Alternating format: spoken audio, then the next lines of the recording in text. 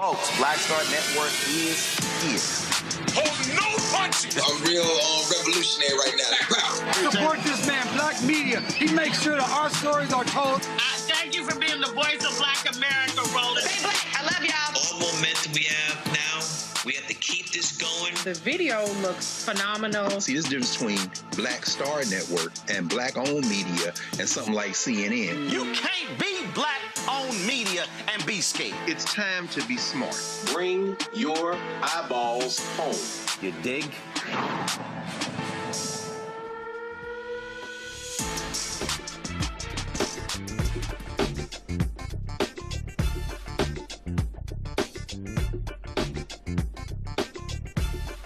It's Thursday, March 26th. Happy birthday, Teddy Pendergrass. Happy birthday, Diana Ross. I'm Greg Carr, sitting in for Roland. And here's what's coming up on Roland Martin Unfiltered, streaming live on the Black Star Network. Congresswoman Summer Lee and other members of the House launched the People's Environmental Justice Caucus today. This new congressional caucus will address the environmental harms that disproportionately affect frontline communities. The twice-impeached, criminally convicted felon-in-chief, college dropout, Donald the Con Trump, had the audacity to call California Governor Gavin Newsom stupid during today's cabinet meeting. Newsom's response, classic. We'll explain how New York Attorney General Letitia James is getting targeted again by the Trump administration. While mortgage rates were expected to decline this year, the war in Iran has caused them to spike, complicating affordability for American homebuyers. Experts warn that artificial intelligence could widen the racial wealth gap. We'll speak with a man who emphasizes that training is key to bridging this gap. I'll have a conversation with the founder and executive director of the Center for Black Literature about the 18th Annual International Black Writers Conference at Medgar Evers College, and it's free.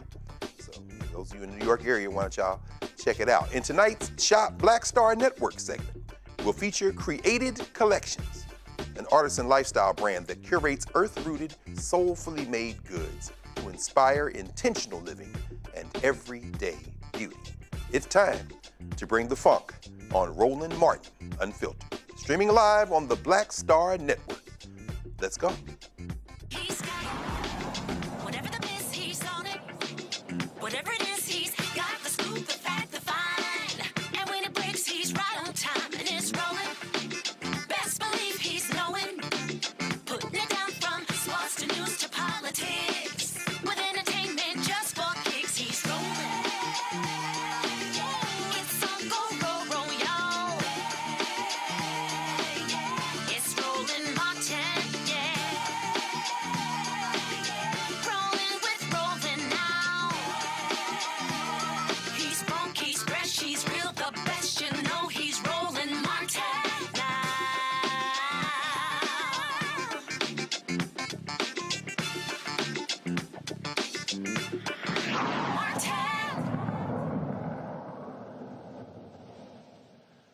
Earlier today, Representatives Summer Lee, Rashida Tlaib, and Adelita Grijalva officially launched the People's Environmental Justice Caucus. This new congressional caucus will focus on advancing policies that center community leadership and address environmental harms, disproportionately impacting frontline communities across the country. Serving as a platform for members of Congress to collaborate with community leaders, advocates, and policy experts to advance environmental justice legislation, the caucus will ensure that federal policies reflect the needs and priorities of the communities most impacted by environmental harm. It will also help strengthen federal environmental justice protections and develop a community input process to shape the next iteration of the Environmental Justice for All Act, which will be called the Donald McEachin Environmental Justice for All Act. Here's what Congresswoman Lee had to say during today's news conference about the importance of the caucus. I don't think I have to tell anybody in here how critical this moment is.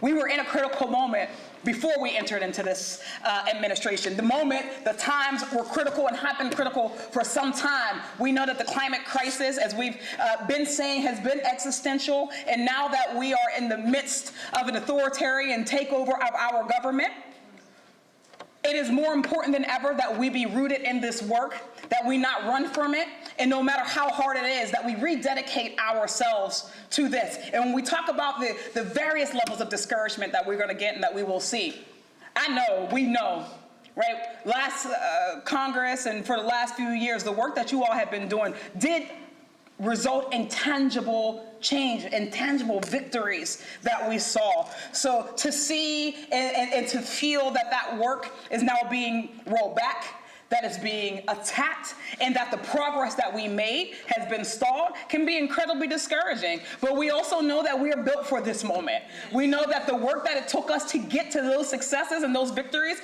was not slight in the first place. So I know that this movement is still built for this. I know that we still have that fight in us, and whether we are tackling it at the federal level or if we're tackling at our locals, our states, that we all have some work to do right now. So I just want to be honest, as we talk about what Donald Trump has done, as he's ruled as an authoritarian, he has gutted, and we've seen it, he's gutted the endangerment fund, and he's weakened our pollution limits. He's been handing out exemptions. And let's be honest about who his policies are for, because we know it's not for our communities, it's not for our kids, it's not for our elders, it's not for working families. We know that it's for fossil fuel executives, it's for corporate CEOs, it's for his donors who helped him to get back into office. Let's jump right into it and bring our panel in. Dr. Nola Haynes from Georgetown University School of Foreign Service in Washington, D.C., Brother Mondale Robinson, Principal, Black Male Voters Project, and Mayor, Enfield, North Carolina, and of course our sister Reese Colbert, host the Reese Colbert Show, Sirius XM Channel 126, where talk empowers and becomes action, from Washington, D.C. Welcome, everybody. How's everybody doing? Good. How are you, Dr. Carr? Good to see you. Good to see everybody. Always good to see you. Today's good. Nola, these people, I know one of these cases, we got these high profile cases we saw back in the spring of 2025 in Alabama, dealing with flooding there, and how the EPA, well, the Department of Justice, backed up out of the agreement they had. And in July of that same year, we saw Tennessee with Elon Musk and his adventures, people trying to stop that. In February of this year, we all remember, I think it was a Thursday night when the sister came on, they had that lawsuit in progress in Cancer Alley in Louisiana. And then last October, Mississippi, with these wood pellets and folks trying to get into court to stop them, this UK firm from damaging the environment. Nola, any thoughts about this latest front on the political side for these sisters coming together trying to create some energy on the legislative side to kind of push back against some of this stuff? Listen, I love it. Environmental racism is real. Coming from New Orleans, Hurricane Katrina, my family is still rebuilding from the Altadena fires and what's happening to Black families in Altadena due to climate disruption and climate crisis, right? So I unfortunately have a very, very deep connection with the way environmental injustice and environmental racism plays out. And Summer Lee is one of my congressional sheroes. And I think this is wonderful because what that says to me is, regardless of this very tense and challenging environment, they are fighting for the people. Because as we talk about AI, as we talk about more centers that are needed to power and to fuel all of these massive AI plants, and we're not even going to get into quantum and all of these different things, but all of those things are typically situated in communities of color, right? And low-income communities. And now that we are ramping up munitions and all that stuff, we're going to see more factories. We're going to see more building of conventional, and I really hope not weapons of mass destruction. So this is layered. So I am happy to see them doing what they are doing, because it tells me that they are fighters and they are doing the hard thing in a very, very challenging time. So I'm here for it. Wonderful. Mayor Mondale, it's interesting, the same month of July that we saw folks in Tennessee pushing back against Musk and his nefarious plans. Right there next door in North Carolina, seems to me I recall you and some photo ops getting some solar panels and getting some clean energy stuff going there in Halifax County in Enfield. We know that's right next door to the place they say is the birthplace of environmental justice. Talk to us perhaps even in the context of this war with Iran, Israel and United States, well, Bibi and Bozo, versus Iran, and maybe this choking off of oil might drive some people toward clean energy. But you've got some experience with that. Talk to us about what this caucus might mean in terms of maybe even pushing us toward some of those sustainable solutions. Listen, I'm going to say it like this, Doc. You're right. I am the mayor of Enfield, which is next door to Warren County, which is in 1982. Everybody understand how Black women led that fight to ensure that PCB would not be put in their backyard. And I think when people ground that as the modern or the beginning of the modern environmental justice movement, it said something, especially when you think about the creation of this caucus. This caucus, to me, makes me feel wonderful in that Black people may be getting closer to reparations. Now, I know my FBA brothers want to hear reparations directly, but anything that will require people to study the harms against my people seems like it's going to lead to justice for my people.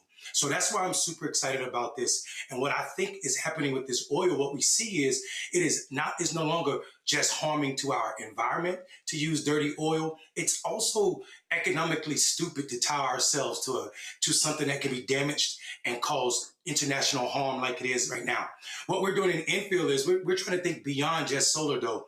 We're also trying to see how we could dig 30, 40 feet down and use geothermal. We just got our first funding to become the first 10 thermal energy network owned by a utility in the state of North Carolina. So I'm super excited about what rural communities that have been left out and harmed by these large lobbying firms and also the people they represent doing harm to our environment, seeing how Black people can be on the forefront of changing that. And I think this caucus provides us a voice at the federal level. Man, I tell you, Reese, with your deep experience in policymaking and knowing how things get done, thinking about how policymakers, congresspeople, and federal legislation are really a part of the equation that really needs to be strengthened as the courts continue to kind of shrink the remedies that can be found. I'm thinking about environmental justice in relation to the 14th Amendment, 13th Amendment cases, even Section 1983 lawsuits that the courts have increasingly narrowed, saying you can't prove that they intentionally put this dumping ground in your community. There's a disparate impact standard that is used in the law that has become increasingly ineffective. Do you have any thoughts about the relationship between perhaps lawmakers, policymakers like we see here, trying to plug some of these holes, and the fact that a lot of this stuff gets dumped in Black communities because they have lower property values and just becomes like a doom loop? How do we break that up, and how maybe can this help? Well, Dr. Carr, you nailed it, because we have an administration that is hostile to environmental justice. One of their first acts of business was to close the Office of Environmental Justice and External Civil Rights. That was done in February 2025.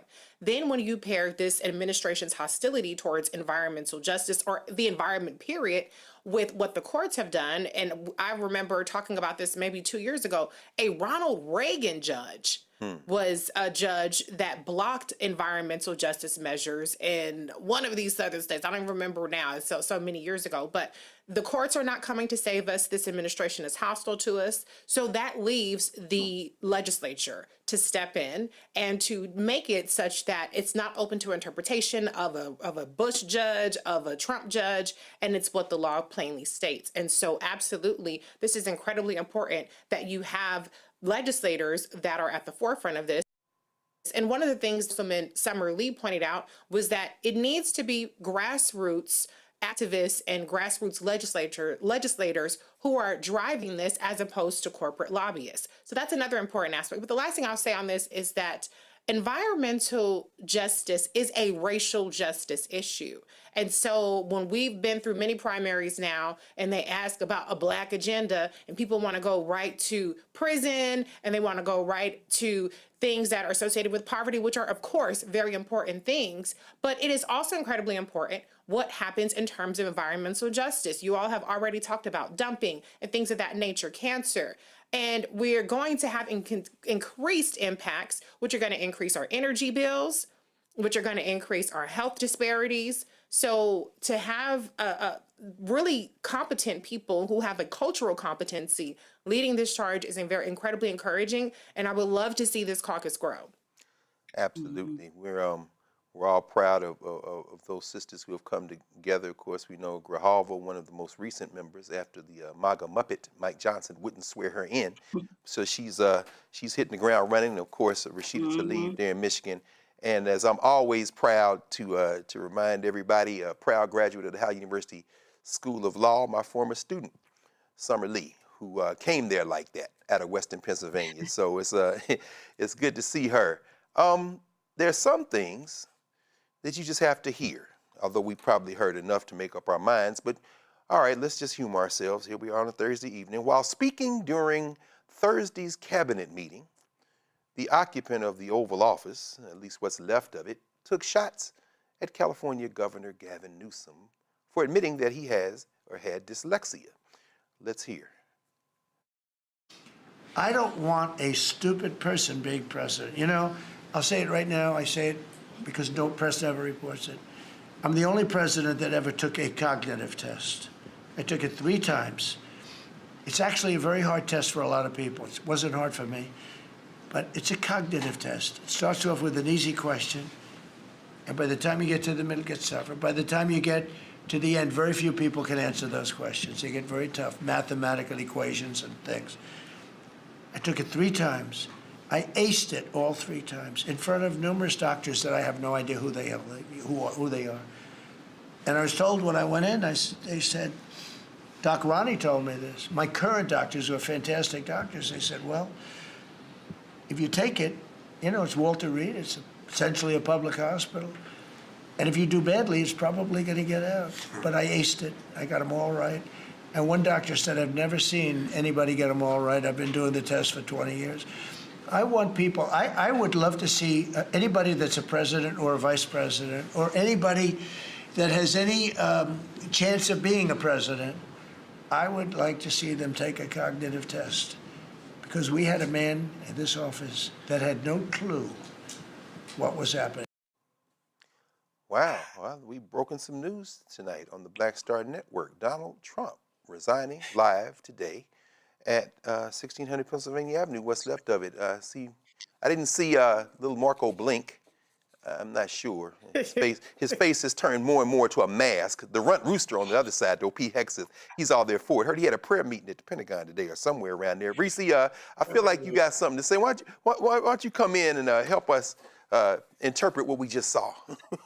Oh, I'm so glad I get to go first. Let me just say this. Donald Trump, you have taken multiple cognitive tests because you were old as fuck, bitch. They're worried you have dementia, which I think you probably do. They're just not telling us that because your doc is a crackhead, allegedly. Let me just say that, okay? Yes. Allegedly. Yes. That's why you have taken multiple cognitive tests. We don't normally have old-ass presidents like you. I'm sure Joe Biden, with his old ass, took some tests too, and I'm sure he scored better than you. We're not talking about a Mensa IQ test. I want to know what your IQ is. Why don't you take the Mensa test and then roll it back and let us know where your IQ stacks up against the other presidents? I'm sure it's very, very, very low. No question. Mondale, what you think, man? Listen, first of all, he talking about the test is very long. He took the Montreal cognitive test. It's called cognitive assessment. It's literally super short. You remember a short list of names or words. You draw a clock, and that's about it. I mean, you do a couple other things, but that's literally it. It is not meant to measure IQ, as Reese said. It's simply to see if your ass is losing your mind, which he clearly is. Last week, he thought Gavin Newsom was the president of the United States. He didn't even know. So this idea that every time Donald Trump opened his mouth talking about somebody else, he's projecting. This is a perfect example. Stupid president by far. He has to be the dumbest president we've ever had. And actually, he's probably the dumbest president any country has ever had, which is why the world is looking at us at how the hell do these people believe that they are exceptional. It's a great question. We blame the 90 million that didn't vote. He could have counteracted these white nationalists that showed up at the polls to bring their Lord and Master in. Nola, we've seen some pretty stupid people in our lifetimes. Where would you rank this guy? Are you serious? I'm tired, so I'm liable to say anything. I have two things to say. President projection. You know what this reminds me of?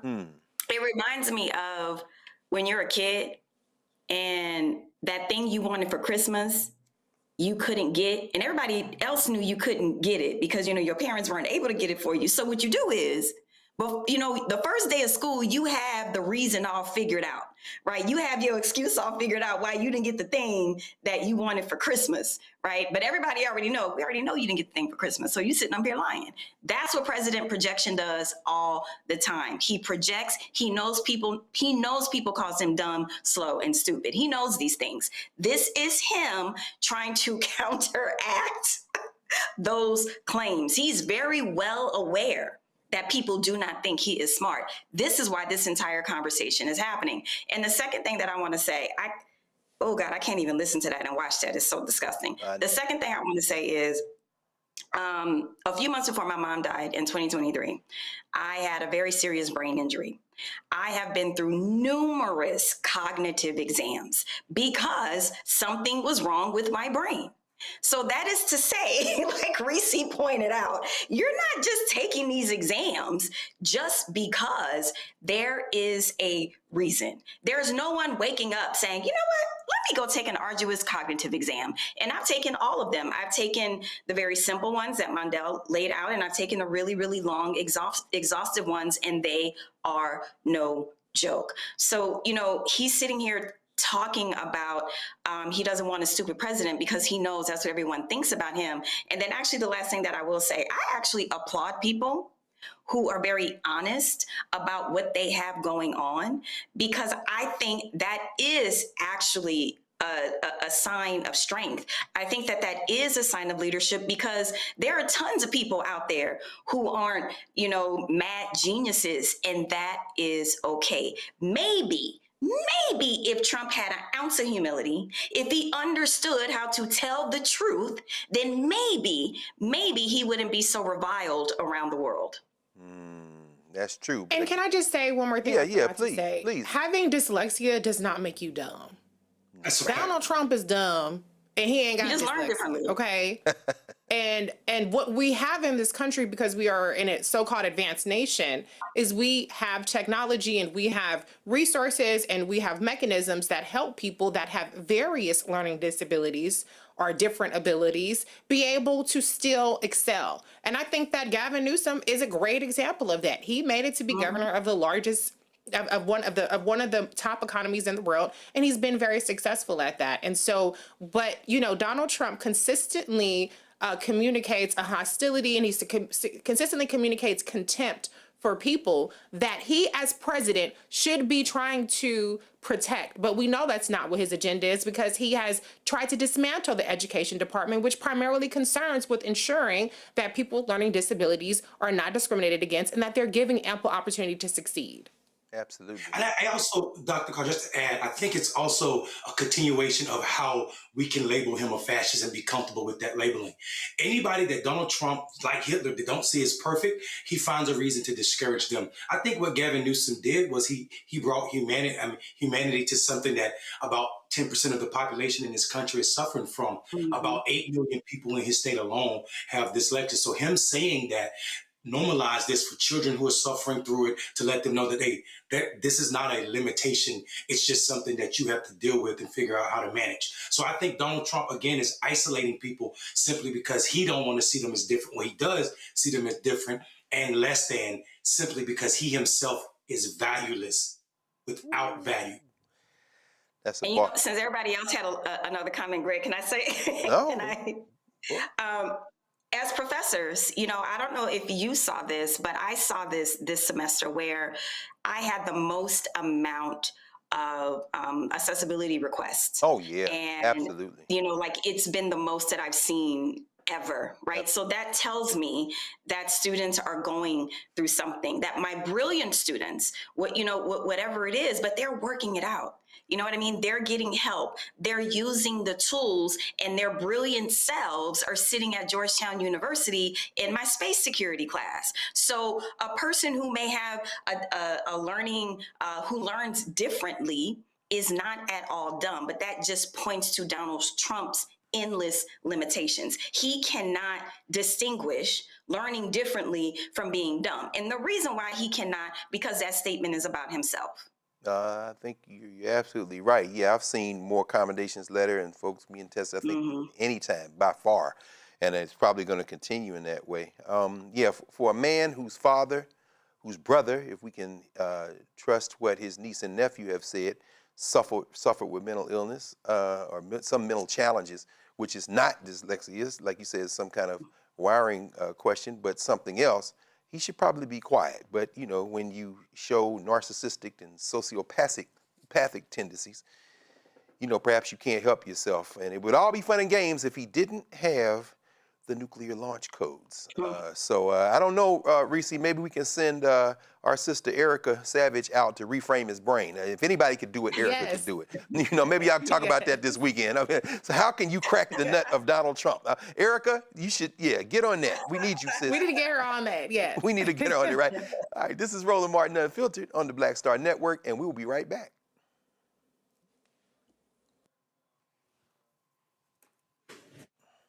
With medicine and science under attack, I want to keep you and your family informed and healthy. I'm Dr. Ebony Hilton, and I knew at the age of 8 that I wanted to be a doctor. So I studied hard and became the first African-American female anesthesiologist hired at the Medical University of South Carolina since its opening in 1824. And I always say I was made into a doctor, but I was born to be a mom. And as a new mom, wife, sister, daughter, and friend, I understand how frightening a medical crisis can be.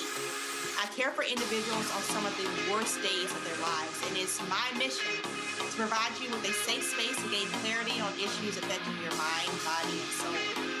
I recognize that there are health disparities, particularly as it pertains to race, and I want to help bridge the gap between you and your healthcare providers. Join me every Thursday for Second Opinion on the Black Star Network, where each week I'll invite experts from various medical fields to share the latest health news. We'll discuss topics such as the vaccine debate, mental and sexual health, medical bias, infertility, menopause, andropause, nutrition, and aging. Together with my medical colleagues, we aim to provide you with a second opinion. Don't miss it, Thursdays only on the Black Star Network.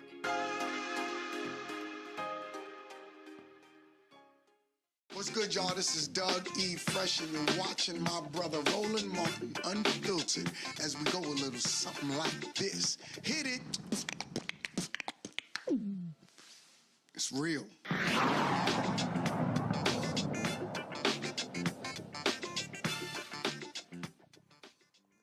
The war with Iran is driving U.S. mortgage rates up for the fourth straight week.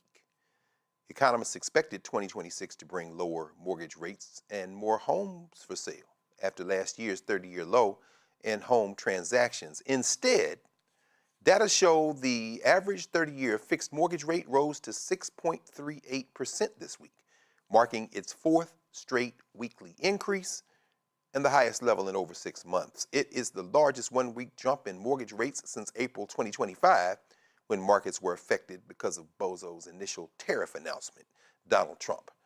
Real estate experts say that higher mortgage rates driven by the conflict in Iran and a weakening job market are making buyers more cautious. Home sales are generally sluggish, but they're generally sluggish in winter months, usually gaining momentum in spring when listings increase and buyers return.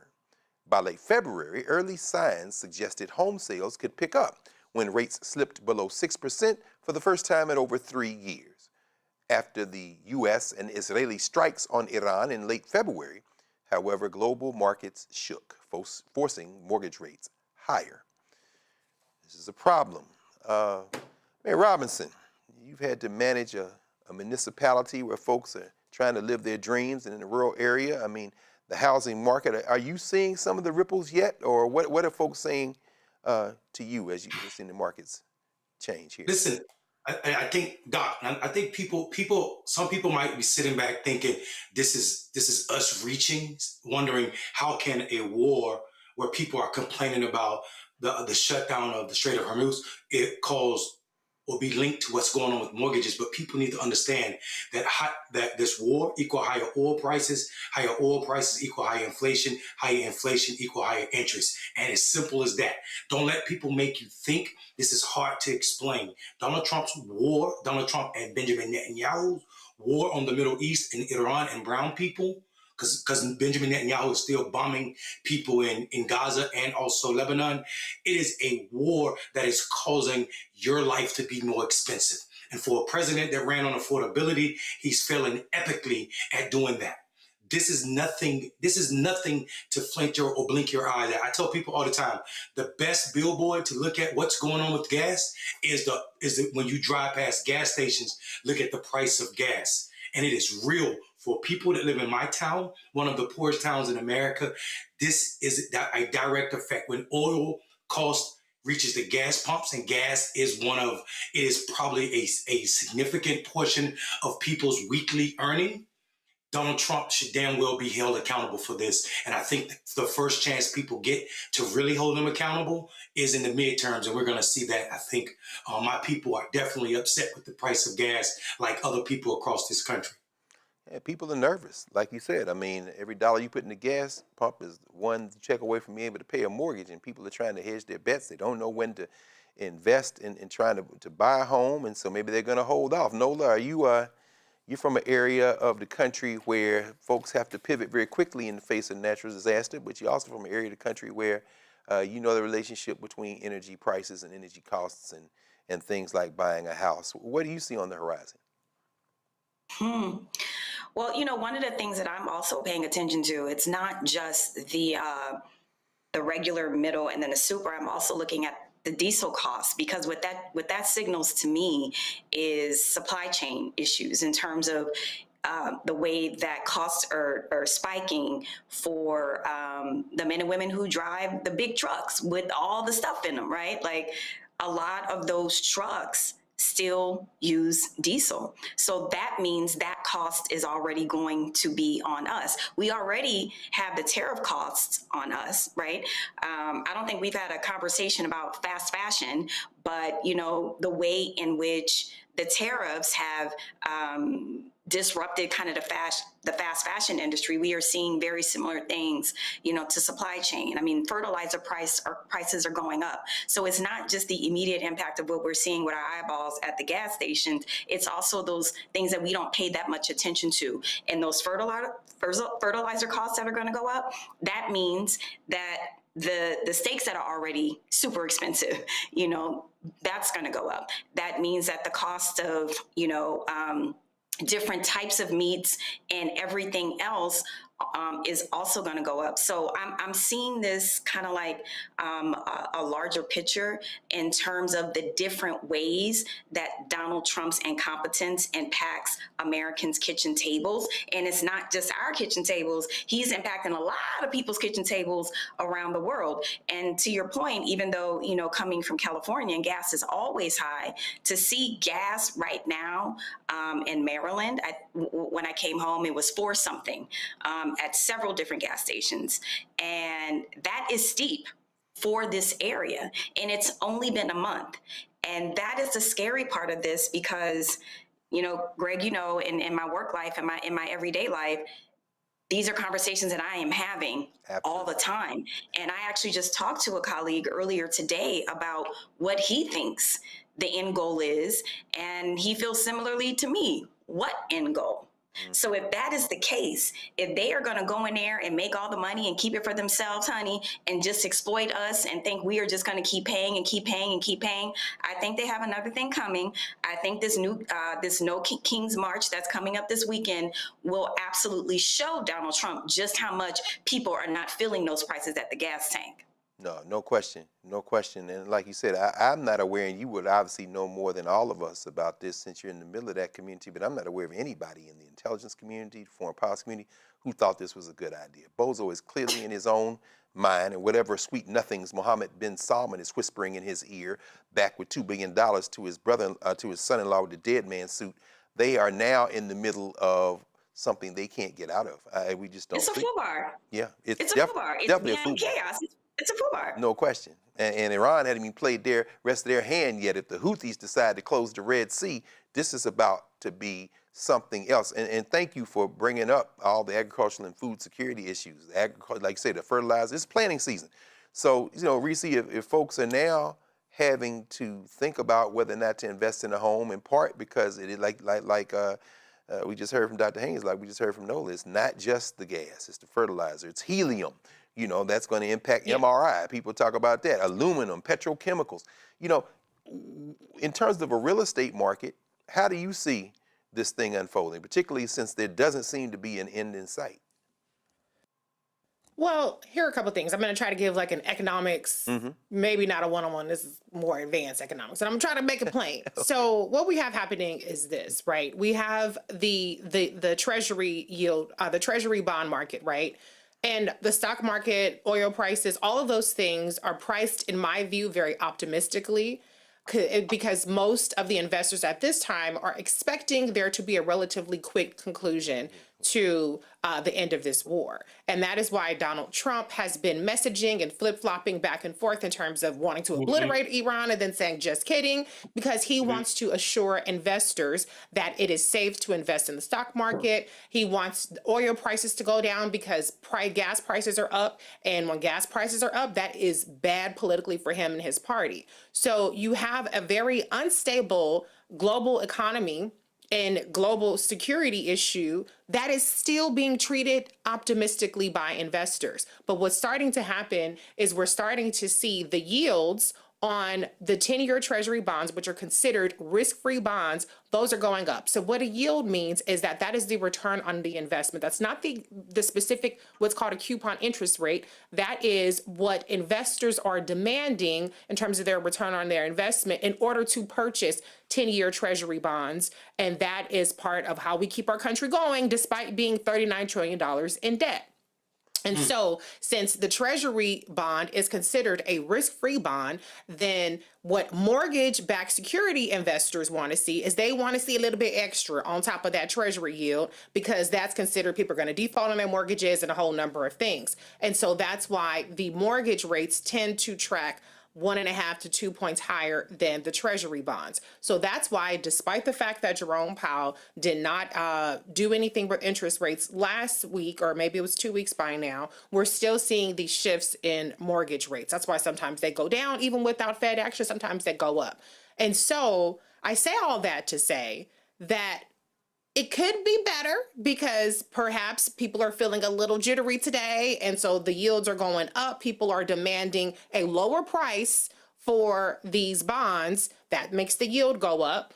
Or it could get better because maybe all this works out, and so the yields will maybe not fall that much, but it will maybe go down a little bit. And so it really is a gamble. It's anybody's guess right now, but I probably wouldn't bet on yields going much lower. I would probably try to lock in a rate right now. If you're in the market right now, it's more of a buyer's market. And so you might end up in a situation where sellers will pull their houses off the market. They're just as scared about the economy as well. So there are so many factors that are coming into play. But for people who don't understand why yield makes a difference, that is why. And then the other thing I'll say, in addition to the war in Iran, just the fact of oil prices and all these other things, the other thing that's happening is we have a massive debt. We have a $39 trillion debt, and they just requested $200 billion from Congress just for a short-term window to fund this war. We're spending $1 million a minute on this war, and we ain't barely even left the ground yet. We don't even have ground troops invading yet. That's something that is being floated as a possibility to take over some of these Iranian islands. So this could all escalate and go to shit very, very, very soon. So we're seeing the beginnings of this war really being priced in to the different commodities markets and the stock market and the bond market. Where this goes is anybody's guess, but I would not be optimistic if I were you.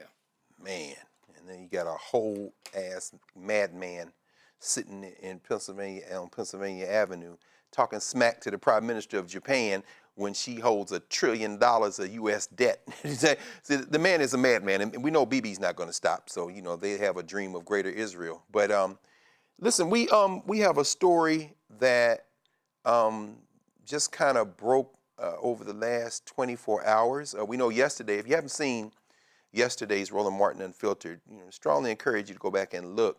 Spent the better part of an hour discussing yesterday, which was the International Day of Remembrance of the Victims of Slavery and the Transatlantic Slave Trade.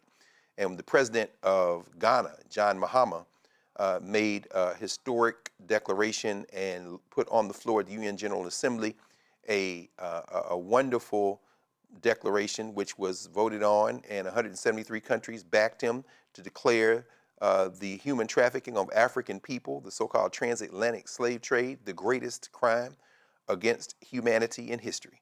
And there were 3 countries, of course, that did not, that voted no, including the United States, of course, Israel, of course, and Argentina, where another bozo, a clown, a Trump of the tropics, Malay, is in power.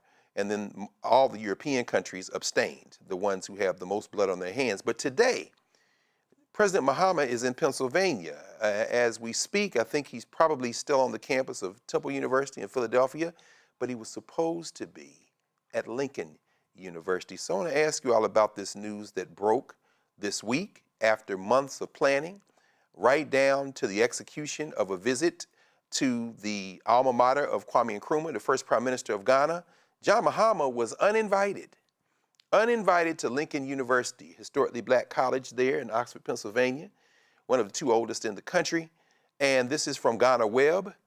Ghana Web reported that Lincoln University has canceled an honorary doctorate ceremony from President John Dramani Mahama. The event scheduled to take place today, March 26th, was to recognize Mahama for his global leadership and service to reparative justice. However, the university, in a new update on its website, attributed the cancellation to what it referred to as unforeseen circumstances. However, the Embassy of Ghana issued a statement day before yesterday that linked the cancellation to the ceremony's cancellation to LGBTQ plus concerns. If you're following what's going on all over the continent of Africa, but now Ghana, there's a piece of legislation currently before Parliament called the Human Sexual Rights and Family Values Bill. It's been described as an anti-LGBTQIA bill, and while President Mahama has not taken a position on either side, and the Ghana embassy said he's going to let the democratic process work out, that wasn't enough, apparently, for some groups that said he shouldn't be on this campus, and President of Lincoln rescinded the order. Nola, should she have done that? That's a challenging question. I don't have an answer. That's why I'm saying I'm throwing it out now, and I know nobody was ready for it. But I mean, you know, what are the choices here?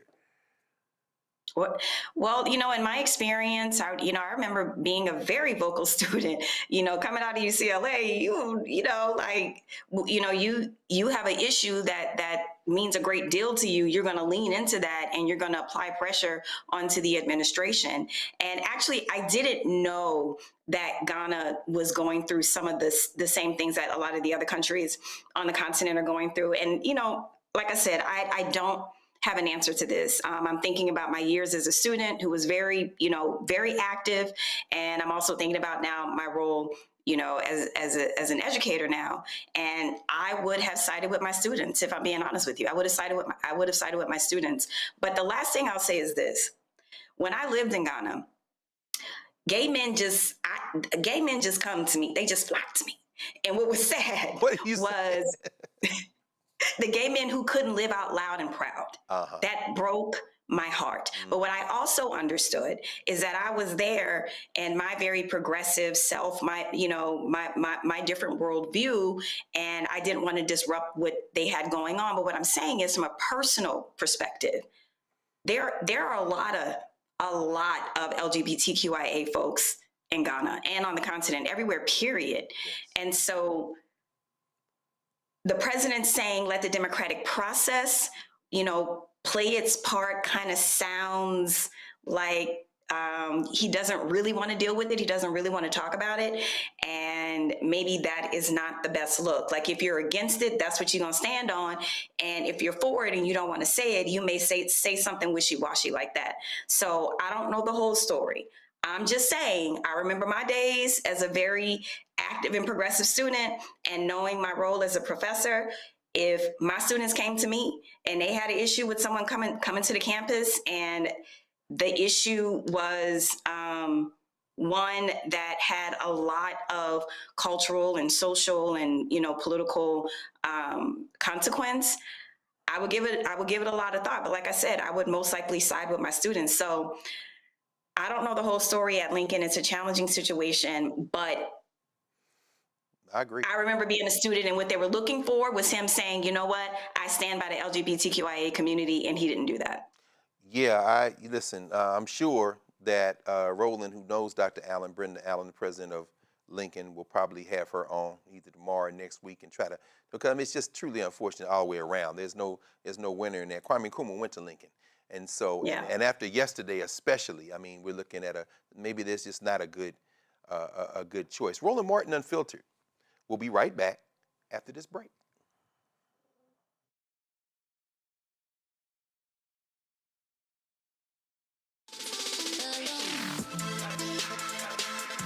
Hey y'all, welcome to The Other Side of Change, only on the Black Star Network and hosted by myself, Bria Baker, and my good sis, Jamira Burley.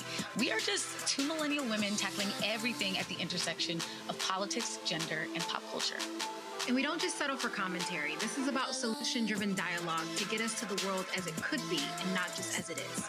Watch us on the Black Star Network, so tune in to The Other Side of Change.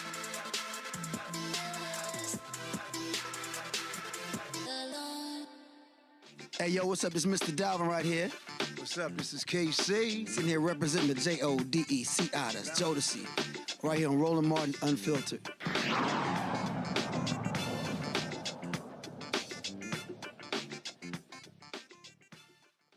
The wealth gap between white Americans and Black and Hispanic Americans continues to widen, according to recent data analyzed by WalletHub using federal statistics. I hope you can still trust those damn numbers. The U.S. Census Bureau survey of income and program participation revealed that in 2021, households headed by non-Hispanic white individuals had 10 times more wealth than those headed by Black individuals. WalletHub's analysis found median household wealth levels of $250,400 for non-Hispanic white households, $24,520 for Black households, $48,720 for Hispanic households. These wealth disparities have significant implications beyond finances. They are closely linked to health outcomes, life expectancy, and social stability. Additionally, there is concern that artificial intelligence could exacerbate this racial wealth gap. Monk and Yang, co-founder of First Street Partnerships, joins us from Montclair, New Jersey, to discuss training initiatives that could help bridge this gap. Brother Monk, welcome to Roland Martin Unfiltered. Thank you. Really appreciate being here. Hey man, it's a blessing to have you here. Help us work through this. I mean, AI is not going anywhere. The train has left the station, and the gap seems to be almost insurmountable. I mean, as African people, we've been through this. Obviously, they came and got us, and as they got us, the corporations that used our labor just made a gap that perhaps is permanent. How do we I don't know if reversal is the right question. How do we change it? Talk to us about how we renegotiate the terms of this thing. Yeah, I think renegotiate's a good term to use for something like this. We are in the middle of another attack on kind of Black wealth creation in the country that's happening to everyone at the same time. More acute effects of it. I think the thing that's different in this case is the area or the piece of it, the technology that is AI, can actually be used to participate in some of this wealth transfer and everything that's going to happen economically going forward, because now it puts small business owners, it puts people who are moving through the corporate world in a position where they can really take advantage of what the power is that that AI possesses. Oh wow! Well, I mean, you just opened up something to participate, huh? I mean, so this doesn't take a certain level of capital. It doesn't take a a certain economic stake to be able to participate? I mean, what kind, are we talking about training? Are we talking about access to, what kind of jobs? The job market, could you walk us through how that works? Because the way I understand AI, it seems like you're gonna have to be on the inside to even be able to participate. How's that gonna work? Yeah, I think one of the big things that I talk about when I'm doing my trainings is I let people know that the conversation about AI that's happening online, that's happening through social media, is not the same thing that's happening in the boardrooms, in the corporate environments, with the small business owners. Folks are in new phases trying to understand this technology. People are trying to figure out where they fit into things, how they can use that for their careers. And when I do these trainings, and we've done it with HBCU students, we've done it with bankers, we've done it with professors, we've done it with folks in the nonprofit industry. And the same thing across all of it that I say and that we see is the folks who have been in the game for a while, the 20, 25 years of experience, you know where the skeletons are buried, you know how to solve the problems. You are the person that I would make most dangerous with AI, because understanding that when you put the human judgment, your human context, your human ability to take information and understand what the right path is, and you add that to the fact that AI can then execute that for you at a lightning speed, you can then do things that you would have never been able to do before. So businesses that you may have had in your mind that you couldn't have done because you don't know too much about legal, or it's a little bit too time intensive to do some of the communication side, you can do with AI and really stay in your zone of genius. That thing that you wake up every day, that thing that makes you really special, that thing that our community is filled with. But we have to then get over these additional barriers of entry. Oh, did you go to school? Did you get the pedigree? Do you know how to fill out the forms properly? AI lets you pass through that a lot of the times. And so you can become dangerous. And so my whole thing is about, let's get dangerous. Let's stop just talking about it. You know, it's interesting that you raised that, brother, because I was reading an article a couple of days ago in the Daily Pennsylvanian, which is the student publication at the University of Pennsylvania, West Philly. And the students were demanding that Penn either slow their roll on integrating AI or rethink how they are embracing AI, because they said that it is eroding very quickly the learning process, and they are not having that time in college to basically go analog and read and think and dialogue, and that's really the value added. And so when you said zone of genius, I think that's a message, particularly for HBCUs or any student, quite frankly, university or not, that could be very helpful to think about this. It's those thinking skills, those non-technical skills that need to flourish. I mean, so when you're approaching these young people, when you're approaching anyone, and you talk about the zone of genius, does it seem like it's counterintuitive for some of them? Because it seems like everybody's saying, oh no, you gotta grasp this AI, you gotta grasp these concepts, but the thing is moving so quickly, right? Everybody was talking about coding a few years ago, and now it's like, yeah, no, those jobs are, so how important are those soft skills, those critical thinking skills, those contemplative skills, those kind of skills, and how do you approach that in conversations with people who are bombarded with maybe a message that make that seem like it's counterintuitive? Yeah, no, I mean, that is the skill. The human skill is the skill. What I tell people is, what we talk about when it says learning AI, I think when people are talking about AI fluency, that is understanding how to open up ChatGPT and how do you do some deep research, and did you know that it can make emails for you, and do you know how to make video and all of those things, and that's important and that's helpful. But quickly, most people will be at a place where they kind of understand some of those basics. The real important thing is your judgment, your critical thinking skills. And so what I tell people is, if you had an incredibly talented intern who is now working for you, but they're new to the company, how would you work with that intern? How do you structure your thoughts so that you even understand what you're trying to ask it to do? How are you clear? How do you provide context? How do you do these things so that when the intern comes back with 50 really good sounding examples, you know that this is the right one to do, because I'm adding my own experience. I know that these first 10 would never work here. I know that my community would respond to these 5 right here. So that's where that experience really comes in. And so you brought up the point about the students, and that is a massive kind of existential problem, because that's where you're supposed to be building up that experience. And so it's very easy to take AI and use it as a shortcut because it sounds really good, and say, hey, I don't really need to read all these things or go through the pain of learning it because AI can do it for me.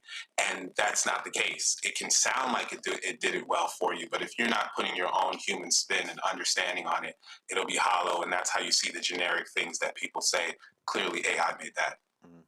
Let's widen the conversation and bring the rest of the family in so we can pepper you with questions that you may or may not have the true answer to all the way through to the end. Mondale, Brother Robinson, please, any questions for David and Yang? Yeah, let me do a little commercial real quick. Carr, I need you to stay on the screen if you don't mind.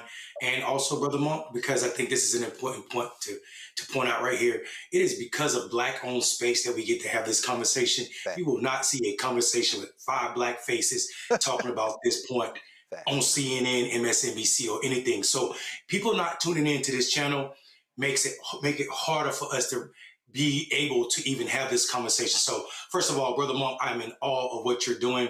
I do want to say, though, beyond the biases that we know about in technology, in AI, there are other biases that are keeping Black people out of this industry. And how do we talk about, to me, like how white comfort with Black suffering is playing a role? Because I think when we say AI boom could widen the racial divide, we're not telling the true story. It has already widened that divide. White people are already making a ton of money off of AI in a way that we aren't. And part of that is not just the biases in facial recognition. It has to do with how banks set up and how people will lend to white people when they wouldn't even lend to a Black borrower who may be better suited. So talk to how we get past that or around those barriers to address those problems too.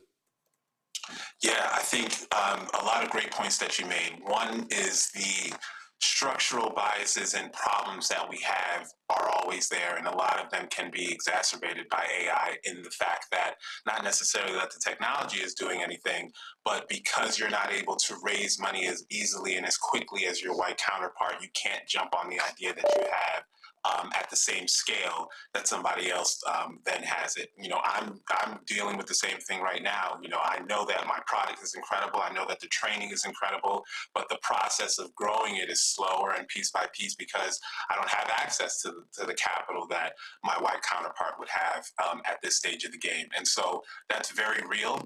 And there is an element where no in particular thing will save you. The same way, you know, it's kind of like how do we topple America and the way that it has been structured now that AI is around. There's no one thing, but I would say that it does allow for you to punch above your weight. And so if you are considering moving into the entrepreneurial space, or what I suggest a lot of times of just not simply relying on that W-2, because what we've seen over the last year is that that is not as stable as we think it is. And so if you're now looking for how do we figure out something to really protect myself and be able to move to different places or work from different areas, creating these collectives of people. I've seen Black collectives of creators who are trying to figure out how to make video with AI. I've seen Black collectives of professionals who are trying to figure out how they provide consulting while using AI and working together to share clients and all of that. I think that's a big part of the future from an economic standpoint, building these ways that you can participate, whether it's here or if you want to do it globally. Thank you, brother. Dr. Haynes, questions for Brother Monk and Yang? Oh, so many things are running through my mind. So I work in arms control and international security, specifically in space. And it's very, very tech forward. Actually, just today in my lecture, I introduced my students to a part of the government that thinks about technology 20, 30 years beyond, an agency called DARPA. And one of the reasons why I did that, it just made sense where we were in the lecture. But what I told my students was this: you are sitting in a premier university where everyone and their mama is talking about AI, they're talking about tech, they're talking about all of these things, and they have access to these incubators. And I was trying to tell them to take advantage of these incubators. And it's the same thing that I'm going to tell the Black students I'm with from Southeast tomorrow on campus. You know, you want to take advantage of all of these different things that are in your environment. And the one thing that I want to say before I get to my question, training AI, I think people have a misconception about AI. Yes, it's moving fast, but not as fast as people think. Because one of the things with AI is you got to train that bad boy. You just can't put a complicated question into AI and it's going to spit out this really sophisticated response. You have to train it, right? You have to get it to where you are and you have to get it to what you want to do with it. I don't think people think of it as a tool in that way. So I'm happy we're having this conversation. So my question is this: how do you calm some of the fears down with AI? And not to say that it isn't problematic, but now that we have more facts, now that we have more details, I am not one to think that AI is going to take my job as a professor tomorrow. That is not going to happen, because I can guarantee you AI is not going to teach space security unless I train it, right? So how do you talk about the reality of AI, where it is versus where people think it is, and to calm down some of those fears and to actually just be factual about the realities of AI? Yeah.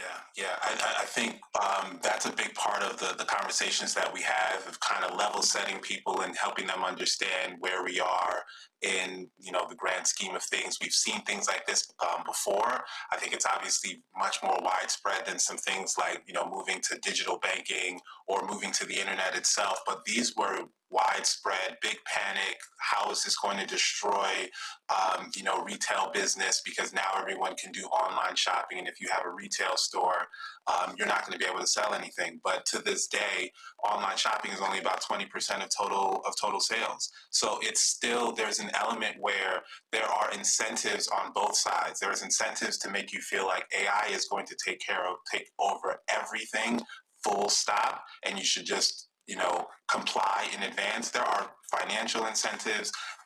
There's incentives for ChatGPT to say things like that. There's incentives to do that. And then there's also incentives to scare everyone into believing that it's going to destroy everything. It's going to be the worst thing coming. The truth is, when new technology comes, it's most environmentally unsafe. It affects us more because these things are put in communities that look like us, and that is an unfortunate truth. And we have to kind of fight for that systematic, moving these data centers, providing regulation, and all of those things. But that's a collective effort. But for the individual, I talk to them about, you have an opportunity to kind of empower yourself with that same technology, because it's not the same as coding, right? There's a reality to when we're in the digital divide and everyone is learning coding, and hey, you need to get your kids into coding. There's a reality where there is a ceiling. Everyone is not going to learn coding. We can say it, we can say we're going to work on it, we're going to give more, but it's not for everyone, because there is that, there's that language, there's that technical time, effort, all of these things. A lot of that is gone with AI. And so while it is not perfect, while it is not going to solve everything, it is much more open in who can jump in and figure something out and make something of their ideas. Okay, and finally, Reese Colbert, please, questions for our brother. Yes. Can you talk a little bit about how much people are using AI without necessarily maybe knowing that they're using AI? For instance, if people are on Instagram, now when you do a search, it'll have an AI summary of what you might be looking for. If you're watching a video, in the middle of the video, it'll be a little magnifying glass and it'll have a suggested search. So all throughout the kinds of apps we're using, websites, when you do a search on Google now, there's usually an AI summary. Can you talk about how much AI is already integrated into the products that we use for people who might be intimidated or think that they are shying away from the AI arms race of sorts? Yeah, so AI has already been here for years, right? And it has been a part of the way that, Amazon is showing you the different, items that they think you would like. And it is right, because it is using this technology. It's using algorithms. It's showing up in social media, both when you search and when it's giving you your, For You page. So it's been showing up in places for years. The difference that's happening now is it's essentially these platforms that allow you to direct it. in certain ways and say, hey, I would like you to do this very specific task. And so that part is what is relatively new. That part is where people are having a ton of conversation and saying, well, what can it mean for jobs and what can it mean for your own job and all of those different things. And the reality is that, you know, a lot of people who study this and talk about, you know, where we are and how long it actually takes to adopt these things to a place where it really is affecting every industry, it's still several years. We're still in the, you know, if it's a 9-inning game, we're still early second inning where, you know, people are talking about it more. It hits this fever pitch, which is higher and louder now because of social media. But if you're going to XYZ company, they're right now still trying to figure out what are we going to do with AI? Which platform should we use? Do we do training at all? Do we not do training? Some are trying out pilots of different things that they want to do. So it's still early. But you know, again, what you hear is different than what is on kind of on Main Street. Brother Monk and Yang, I'm looking at the website. Is this right? The number 1 firststreet.co. Is that you? Yes, the number 1 firststreet.co. All right, very good. AI for teams building real things. Monk and Yang, thank you, brother. We've had a crash economics lesson from Reese, and now we've got a crash AI lesson from you. Listen, I agree with you, Mayor Robinson. Where the hell else you gonna get something like this? We appreciate you spending some time with us, brother. Come back soon. We're gonna need you more, probably quicker, sooner rather than later. So thank you, brother. Thank you. I'm always here. It was a great time. Oh, wonderful. When we come back in a minute, we're going to address something that looks like it's breaking. And since we've gone on the air, it looks like Bozo said he's going to pay the TSA workers. Now, how in the hell is he going to do that? Roland Martin Unfiltered will be right back here on the Black Star Network. A decade of love, joy, and power. Black Voters Matter is 10 years old, and we are just getting started. This is love with a purpose. This is Black joy in motion. This is unstoppable power. Across campuses, neighborhoods, and back roads. Let's go! We show up not just to vote, but to be seen, to be heard, to belong. We ride together, we organize together.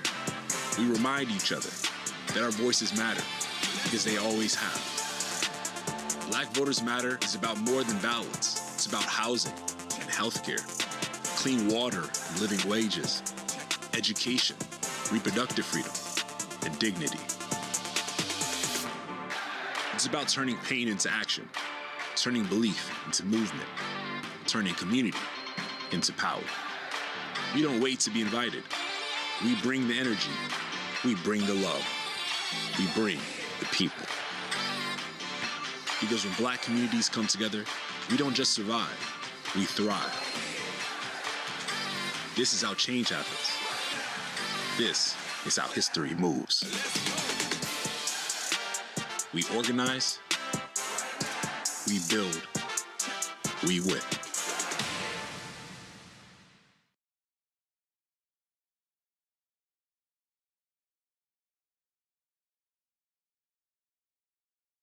I'm Russell L. Honoré, Lieutenant General, United States Army, retired, and you're watching Roland Martin Unfiltered.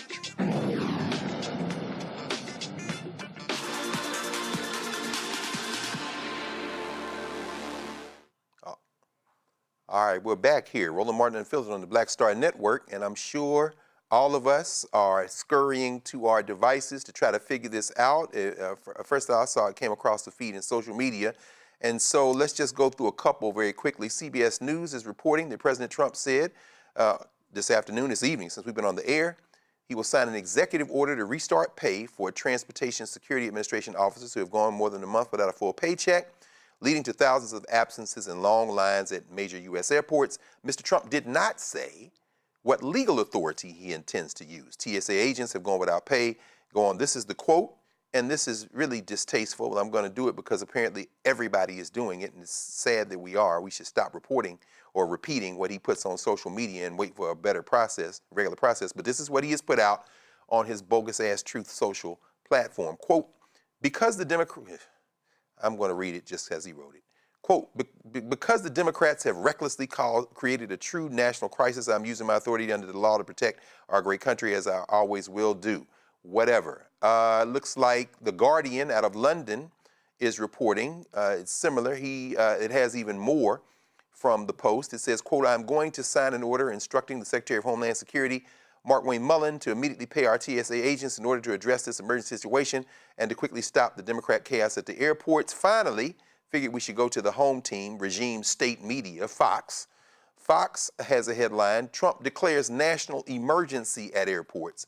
Will sign order instructing DHS to immediately pay TSA agents. Reese, while everybody needs this check, and we certainly, if this goes through, it'll be a good thing. I saw one of the reports said John Thune, they've made another counter proposal to the Democrats, and Thune is claiming that this is the final one. We'll see as Easter looms. But are you concerned at all about this continued power grab? Because this has Russell Vogt's nasty little fingerprints all over it. Declare a national emergency, or sign an executive order, spend money, or is this already in the DHS budget? And in other words, I guess what I'm asking you is, do you think this is in his power to do? It's not clear, probably not, because, you know, in order to, there's things called transfers, which is when you're moving from one account to another. There's reprogramming, which is when you're moving money from one account, for moving money within the account, but to purposes that it wasn't originally intended for. And so I'm not familiar enough with the line items in the DHS or TSA budget to know how the TSA is funded specifically, or payroll is funded in these accounts. So if it is something like reprogramming, meaning there's money within the accounts, but it was being spent on other things, potentially this is legal. But I do think that there is a concern with the president disregarding the fact that these kinds of moves are supposed to go through Congress. We've already seen them disregard it with what is called rescission. They did that all up and through the budget last year, where through rescission, they got rid of USAID funding and a number of other agencies where they drastically reduced the budget that was congressionally appropriated, and they just did away with it. So this is a different angle of that kind of power grab. And it's concerning. What they could do is just fund the TSA. The Democrats have put forth a bill to just simply fund the TSA. Yeah. Republicans have voted it down 10 times. And so if you really want to pay them, pass the damn bill. That is simply for funding TSA. And so because they don't want to do that, and Donald Trump is trying to find a way around it, now granted, who's going to sue him overpaying TSA agents? That's probably not likely to happen. And this does perhaps put more pressure if they already know it's illegal, and maybe lawsuits will happen, or maybe it will be challenged in some kind of way and it's thrown out, and Trump will say, see, I tried to do something and I was blocked, that they figure to put more pressure on the Democrats. But this is not, I don't know. If it works, you know, I guess this is another thing that these shutdowns have provided Donald Trump an opportunity to grab even more power than he had prior to the shutdown. So I made a video and I said to Democrats, get your shit together. Yes, Republicans control all three branches of the government. Yes, the Republicans are blocking a clean TSA bill. But if the way out of this mess is through your negotiation, then y'all need to be better negotiators, because the latest offer has less of what they all agreed to than it did last week from the White House. Absolutely. So it's going backwards right now. People keep saying, well, Trump said that there's going to be a deal. That was Sunday. We on Thursday now. Y'all keep up with the news. Absolutely. The news now is there's a deal on the table that the Democrats don't like, even some Republicans don't like. And so if this has to come through negotiations, y'all need to get, I don't know, get somebody in there that know what the fuck they doing. Because clearly Chuck Schumer doesn't know. And y'all got Patty Murray, and y'all got Angus King, I believe, or Chris Murphy. Y'all not doing the job right now. So get somebody in there who know how to fucking negotiate. Because giving Donald Trump more power to break the law and decide you get money, you don't get money, I don't think is a good solution. That's right. And that's exactly right. I agree with you. I mean, this is murky at best. Mayor Robinson, we know that the end game for Bozo is trying to get this Save America Act passed. It's probably dead. He said he ain't signing nothing else. Thune, said, I'm not going to be able to deliver it, but he says, I'm still not signing anything else. And just like Reese said, this thing was on the table. Minnesota Public Radio is reporting that John Thune has made what he says is the last and final offer today, saying enough is enough, didn't disclose any deals, but they're also reporting that, quote, senators retreated to privately discuss the latest offer as a core group of more than 10 senators, Democrats and Republicans, worked to hammer out the details. More voting was possible. And then finally quotes Mark Warner, Democrat of Virginia, by saying, quote, I think we all realize we're not going anywhere until this is done. I mean, you're a policymaker. You've had to wrestle and grapple with the legislative process and policy making.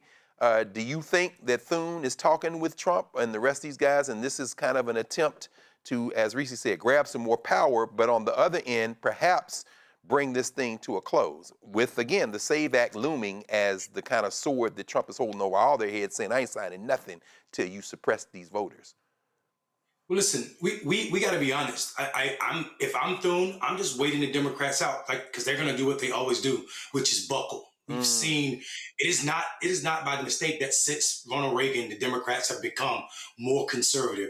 That is not negotiating. That's just a giving in, inkling by inkling. So I think what Thune is doing is knowing that Democrats can't take this type of pressure, and they're eventually going to allow, one, Donald Trump to do what's unconstitutional and pay these workers, and then two, get less or give them less as it pertains to how much money he's willing to give back for ICE. And I think that's the problem. We need to continue, Democrats need to continue to fight against this administration. And there should be tons of lawsuits if he is going to allow this executive order to pay people, because the Constitution, Article 1, Section 9, speaks directly against the president doing that. Unless there's him declaring an emergency, does not give him power to pay people unless there are funds already, emergency funds already set aside, which he does not have at this moment. But like Reese said, the Democrats will cave. They will, with their non-negotiated ass, give Donald Trump exactly what he wants, which will lead to another what looks like a victory for Donald Trump and more power, making him the most powerful president we've ever seen, and damn near close to king. I mean, wow. I tell you, Dr. Haynes, Nola, I mean, clearly the White Nationalist Party has no problem playing with people's lives. These people are losing houses, mortgages, gotten to find other jobs, they're having problems. So they're using them as human shields to push through their agenda. And I know that you're keeping track of so many things, including the fact they just came back from this CPAC meeting in Hungary, these global white nationalists trying to do. Can you imagine a world where he pays them and then people sue and say you can't pay them, and, you know, holding these people hostage? Does that expand Trump's image as, I'm trying to save y'all? I mean, could this be a way for him to kind of shore up his base? I mean, make sense of this for us if you can, not only in a domestic sense, but in this kind of global sense of this strong man figure who wants to position himself to be some kind of savior like Orban in Hungary or Putin or anybody else. I think this is a generous conversation for Trump. You know, loophole Larry, they gonna find a loophole. Yes, that is true. That is true. But what is going to happen, it is going to be a mess. It is going to be a procedural mess, just like everything else. I mean, what happened to the people they promised all that money to the people who to come and work to be ICE agents in the first place? What happened to that? Yeah. Exactly. Like, there is nothing that this administration does well when it comes to any sort of procedure. I have a hard time seeing how they're going to work out all the details and actually make it happen effectively and efficiently. Look at the Iran war, y'all. It is a mess. Iran told them people, don't come over here. Told those people. And what did they do? Did not listen. They went over there, and now we looking real crazy, looking crazier, you know, than we were looking before. So I get the conversation.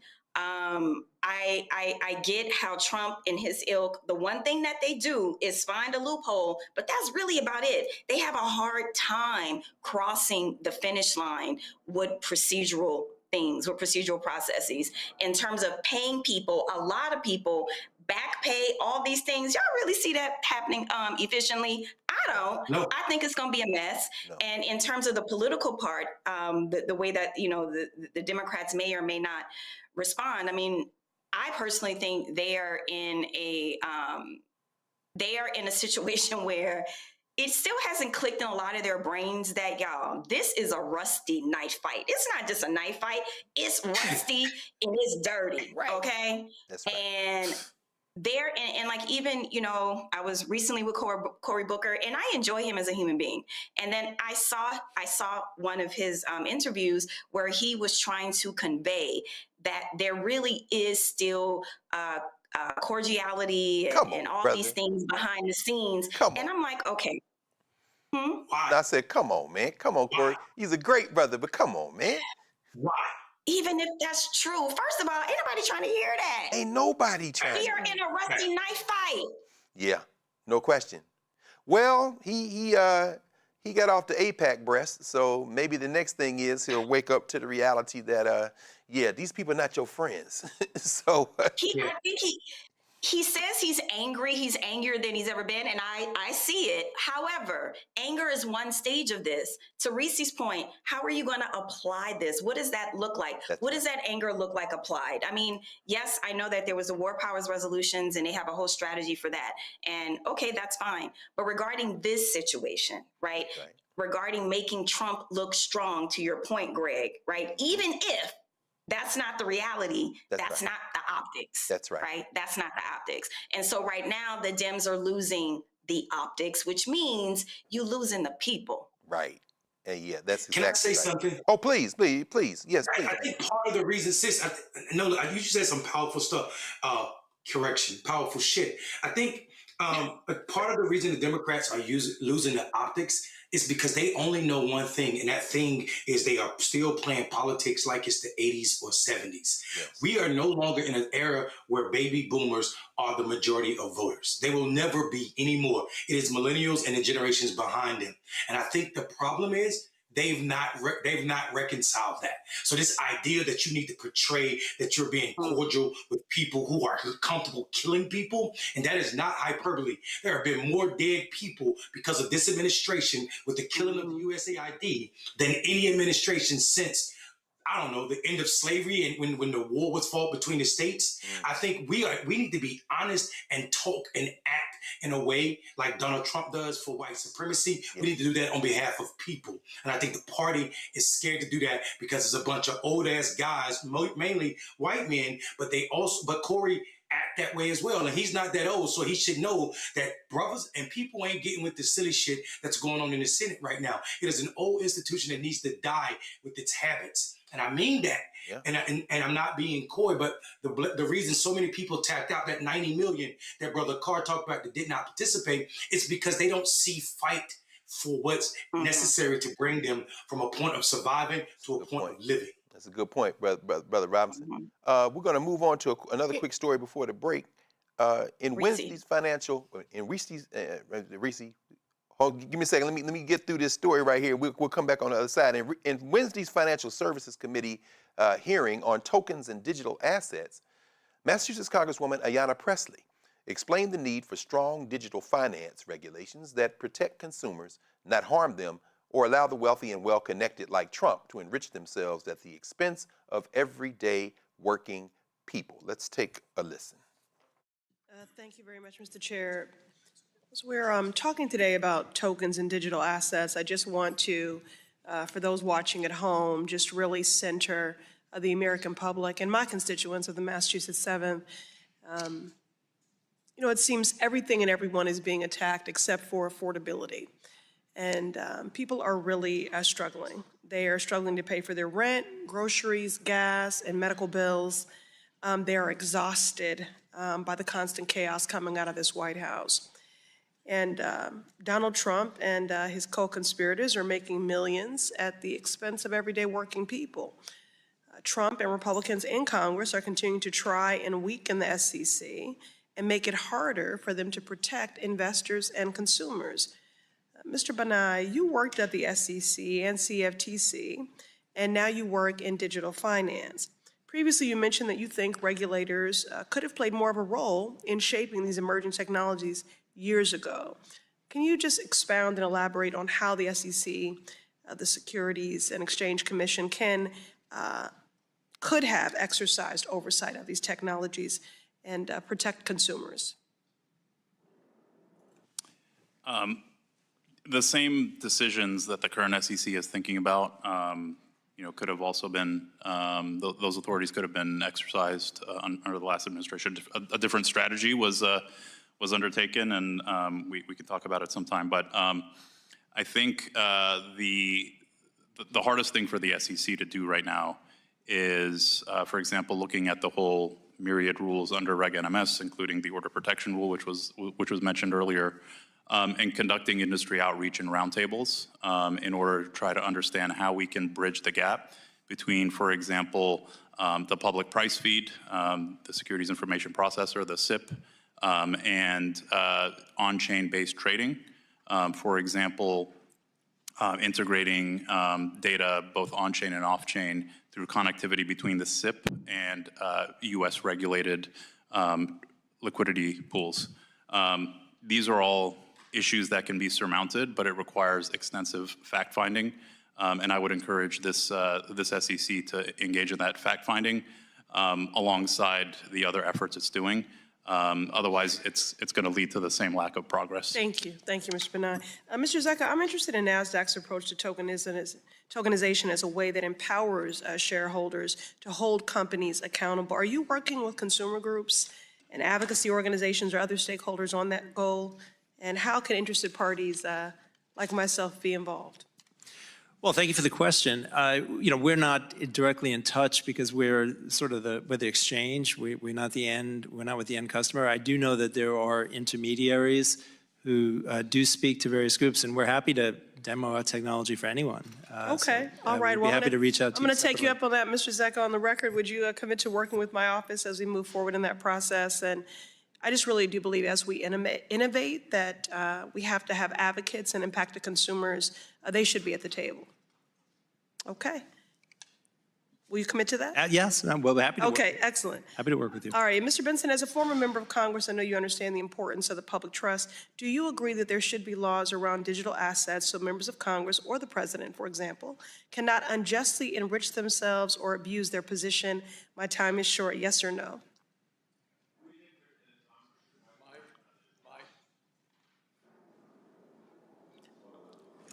Yes, we're on record as saying Congress should write rules around digital assets that are not securities.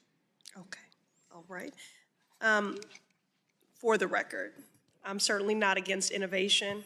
I have introduced legislation to advance financial technology in a way to protect consumers, not harm them, evade the law, or enrich the pockets of the already wealthy and well-connected. As we innovate, we should not exploit and leave communities behind, and we should not let Trump continue to make money and put our economy at risk by changing or not enforcing the laws created to protect consumers. Thank you, Congresswoman Presley, Ayanna Presley. If you've seen the documentary She Dared to Dream, which talks about Congresswoman Presley and her work, if you haven't seen it, you need to see it. I'm sure Steve Witkoff is shaking in his boots listening to Ayanna Presley, because that's all they're doing now is trying to run this scam. She wants some regulations on it. You're watching Roland Martin Unfiltered on the Black Star Network, and we will be right back.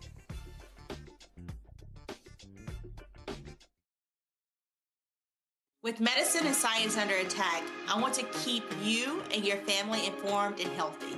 I'm Dr. Ebony Hilton, and I knew at the age of 8 that I wanted to be a doctor. So I studied hard and became the first African-American female anesthesiologist hired at the Medical University of South Carolina since its opening in 1824. And I always say I was made into a doctor, but I was born to be a mom.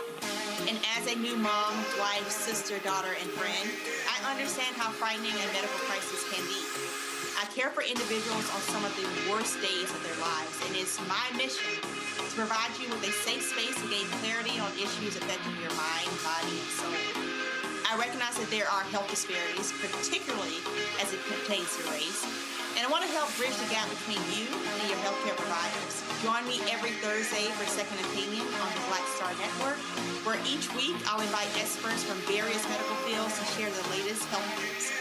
We'll discuss topics such as the vaccine debate, mental and sexual health, medical bias, infertility, menopause, andropause, nutrition, and aging.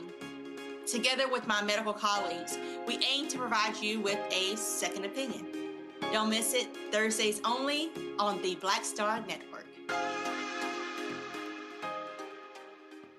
Now that Roland Martin is willing to give me the blueprint, hey, Cyrus, I need to go to Tyler Perry and get another blueprint because I need some green money. The only way I can do what I'm doing, I need to make some money. So you'll see me working with Roland. Matter of fact, it's the Roland Martin and Cheryl Underwood show. Well, should it be the Cheryl Underwood show and the Roland Martin show? Well, whatever show it's going to be good.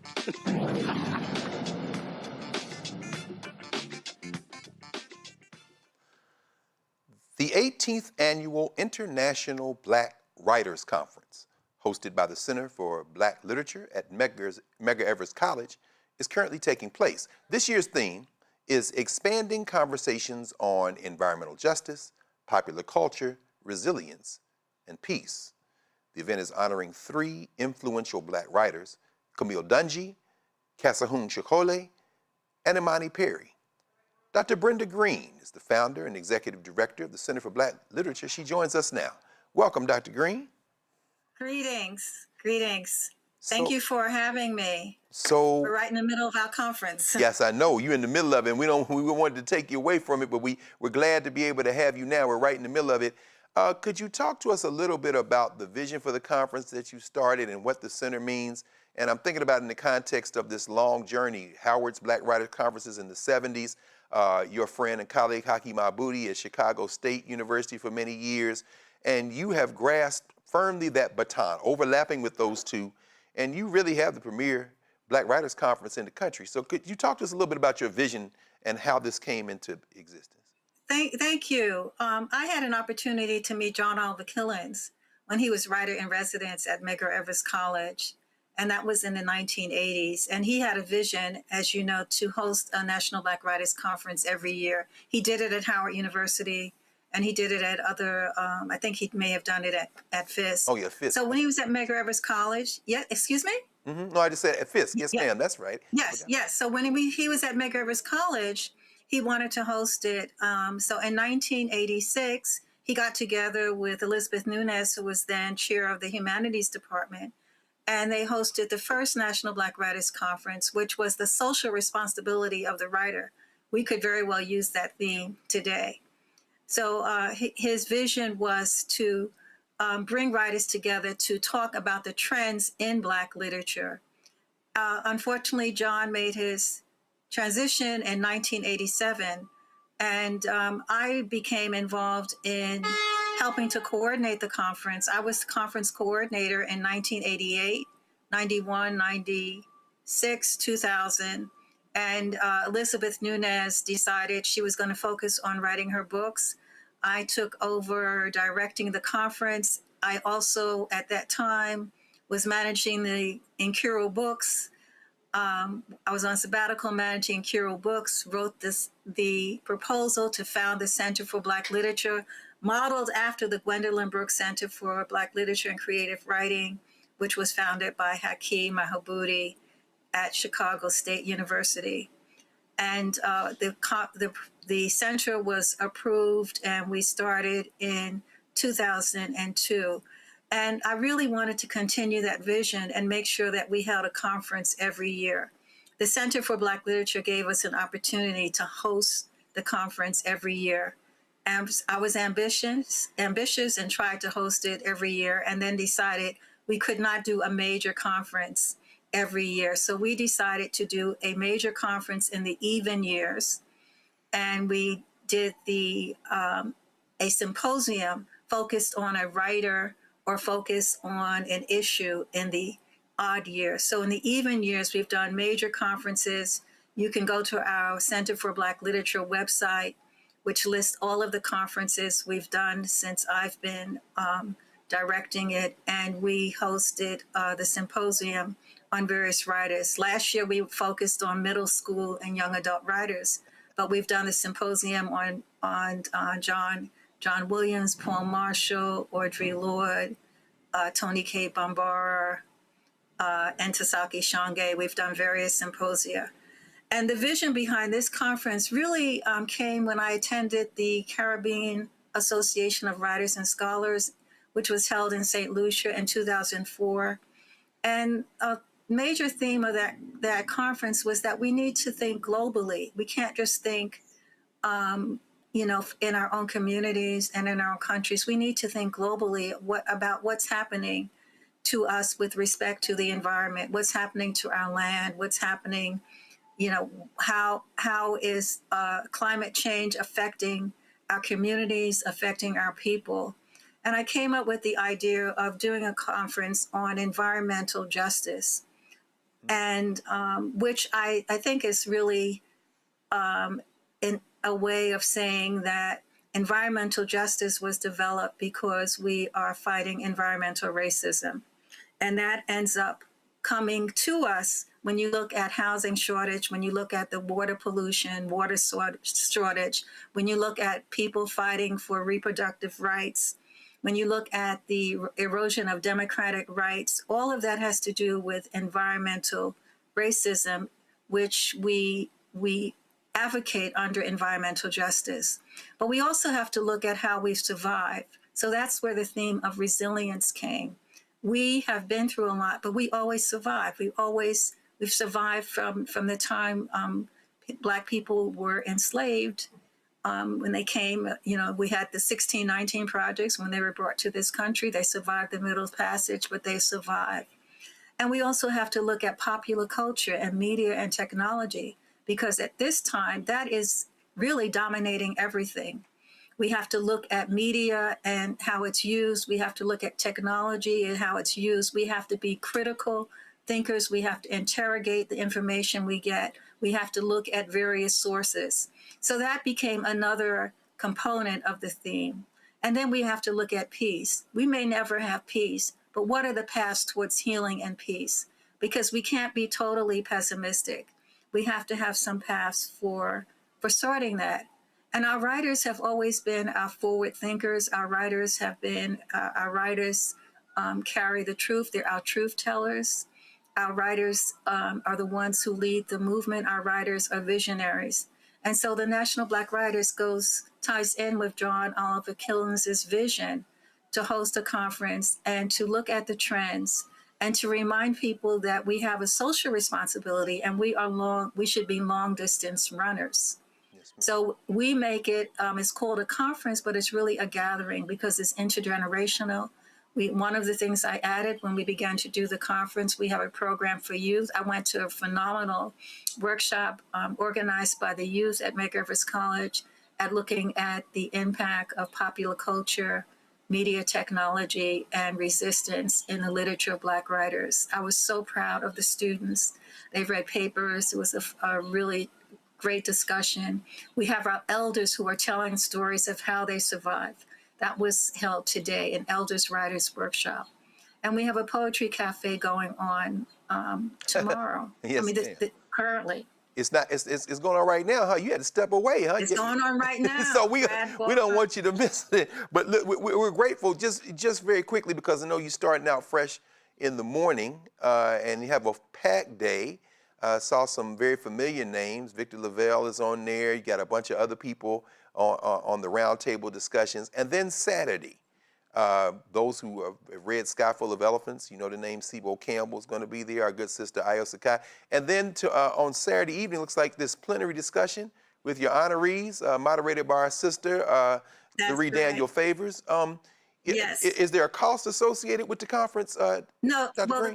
the conference is free for seniors, our seniors, and it's free for CUNY students, but it's very, very moderate cost. And we also have a special, if you come in person on the day and register for the conference, it's actually $15 just to register for one day. You trying to mess? You can't beat that. You trying to mess around and help people be literate? It's a community gathering. Yes, indeed. Yes, indeed. You are absolutely right about that. Listen, we can't thank you enough. CenterForBlackLiterature.org, Dr. Brenda Green. Those of you back in the day may remember buying books from Dr. Green and her son Talib Kweli and his buddy Mos Def.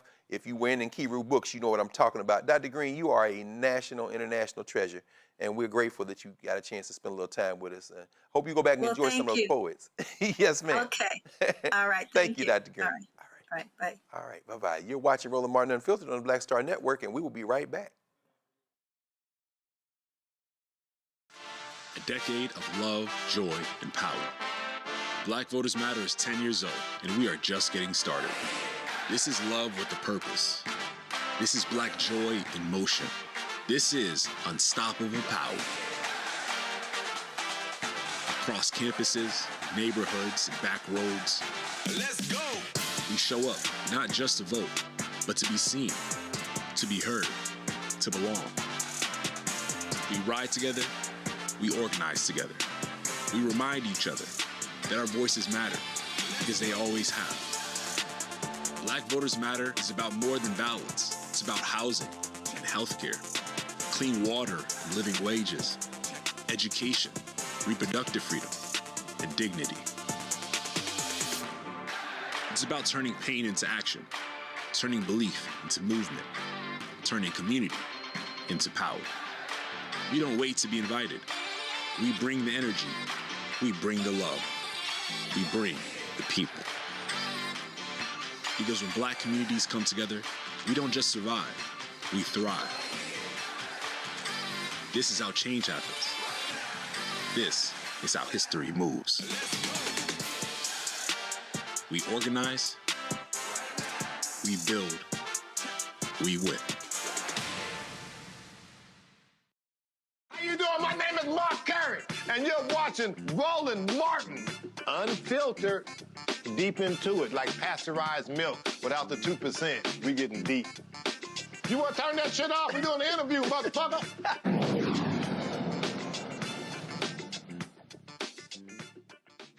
And then Mark Curry gets me every single time. The Trump administration, once again, has it out for New York Attorney General Letitia James. On Wednesday, Trump appointed Federal Housing Finance Agency Director Bill Pulte made 2 criminal referrals against the Attorney General just months after the Justice Department failed for a 3rd time to prosecute her. Where's that lady from Virginia? Lindsay, whatever. She's going to lose her law license ultimately. In the referrals, Pulte alleged that James may have committed insurance fraud by falsifying occupancy information on separate homeowners' insurance applications for 2 properties in Norfolk, Virginia. Clearly bogus.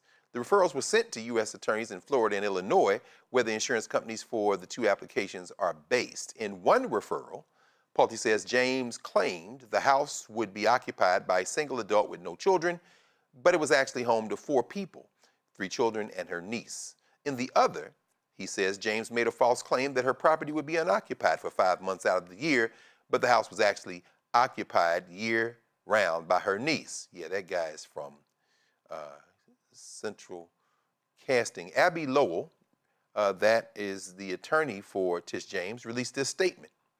Trump and his political enablers keep abusing their power to pursue a vendetta against her by trying to rename, refile, and repeat baseless allegations.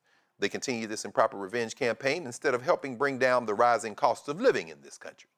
These desperate tactics will fail, just as every previous attempt has failed, and exposes an administration that has abandoned its responsibility to the American people in favor of petty political payback. Reese, when are they going to leave Tish James alone? Maybe when they win something else. Win the war.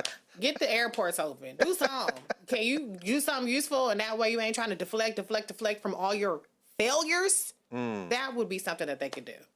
I know that's right. Nola, what's your take on this? What, if you're Tish James, what are you doing there? I mean, Black women, we are his nemesis. I mean, point blank, period. Facts. And the only other thing that I would say is, Greg, you know this better than I do. Isn't there something in the legal system where you can't just keep bringing felonious cases back to back to back, wasting everybody's time and money? Absolutely. Yeah, frivolous lawsuit. Yes, frivolous lawsuit. And I think some of these people will get their licenses snatched when this is all said and done. It's no question about it. It's no question about it. Mondale? Oh, can't hear you, brother. This is the biggest breach of all, but I'm going to tell you why. Because Bill Pulte he should be dealing with the housing crisis, which is part of the most unaffordable part of living in America right now, the #1 issue for this midterm election. So instead of doing carrying Donald Trump waters, he should be over there trying to figure that out. The problem with this is not a new case. This is the same case. They just replaced mortgage with insurance. It is absolutely disgusting that we're seeing this. And I think what we're going to find out is that they know they're going to lose, but they're going to cost this sister money, and she'll never get it back. And I think that's the case. That's what they're doing. Yeah, well, you know what, brother? That's one thing he is good at, and that's draining people's resources. I think you hit that nail right on the head. But, you know, if anybody's built for it, it's another Howard University School of Law graduate, and that's Tiz James. She is no joke. We've reached the moment in our evening where we are preparing to receive headlines. It's time for headlines with Brittany Noble. A Detroit man who served 17 years in prison was released after the Cooley Law School Innocence Project worked to have his murder conviction dismissed. A jury convicted Dellie Crawford of second-degree murder in the 2007 death of Tatanisha Joy Williams. During Tuesday's hearing, Wayne County Circuit Judge Tracy Green dismissed the charge without prejudice. The Cooley Law School Innocence Project said that Crawford had gone inside Williams' home in 2007 after he was unable to contact her. Then Crawford got help from a friend to get inside as a key had broken off in the lock. The two men then discovered her body in the home. Now, the court relied on testimony from an unreliable witness whose story changed multiple times for Crawford's conviction. A Black New Jersey mother wants answers after several police officers attacked her 13-year-old son. The incident was captured on surveillance video and shows Al-Khair inside an East Orange store as he purchased a shirt. Before he could walk out, an officer grabbed the teen, put him on top of some boxes, and according to the police, they were conducting a firearm investigation, but his mother claims he was wrongfully targeted and physically harmed. There are also concerns regarding the use of force and whether the stop was excessive. Now, the teen has stated that this experience has traumatized him. His mother, Amira May, is extremely upset, particularly because the police informed her that they were searching for a man in his 20s, leading her to question just how this mix-up occurred. The Newark Police Division's Officer of Professional Standards initiated an internal investigation, and his mom expressed her desire for the officers involved to be held accountable. Well, in Chicago, police have launched a hate crime investigation after a disturbing act of vandalism targeting a Black woman-led theater. Definition Theater says someone wrote "Murder Black Women" on its front window during the final weekend of its production. The incident happened as the theater was staging Black Cypress Bayou, a murder mystery written and directed by Black women centered on the Black family in East Texas. In a statement, the theater reaffirmed its commitment to uplifting Black women's voices, calling the production a story rooted in strength, artistry, and storytelling. Police are asking anyone with information to step forward as this investigation continues. A Racine County, Wisconsin man has been found guilty of election fraud. After 3 hours of deliberation, a jury found Harry Waite, who is white man, guilty of 2 counts of election fraud and identity theft. Waite admitted in 22 that he went to My Vote website to request absentee ballots for Republican Assembly Speaker Robin Vogt and Democratic Racine Mayor Corey Mason without their consent. State prosecutors pushed back on his motive for trying to expose their belief that these are flaws in the absentee ballot application process, and the state suggested that he requested the ballots to get attention or notoriety.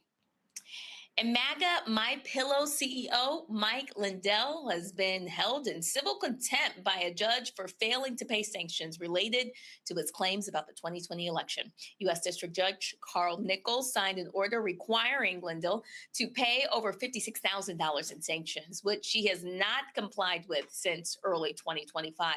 In February, Smartmatic, an electronic voting systems company, requested that the judge impose sanctions on Lindell after he refused to pay. Now, he has asserted that he cannot pay, but the judge does not believe this claim, stating that his refusal to pay is a calculated tactic rather than a result of financial hardship. And so the judge warned of further contempt sanctions if the amount is not paid. On Tuesday, the judge acted on this warning and held him in contempt. Now, Lindell is the CEO of MyPillow, a company he established in 2004. In 2020, the company was highly successful, but it experienced a significant decline in 2023 and 2024 after several major retail partners severed ties. And now he claims he does not have the $5,000 or even 5 cents. A longtime fixture in downtown Greensboro, North Carolina, and a pillar of Black entrepreneurship is now closing its doors. Dudley Cosmetology University ended operations after 54 years. Eunice Dudley says that the decision to close was driven by industry change and timing.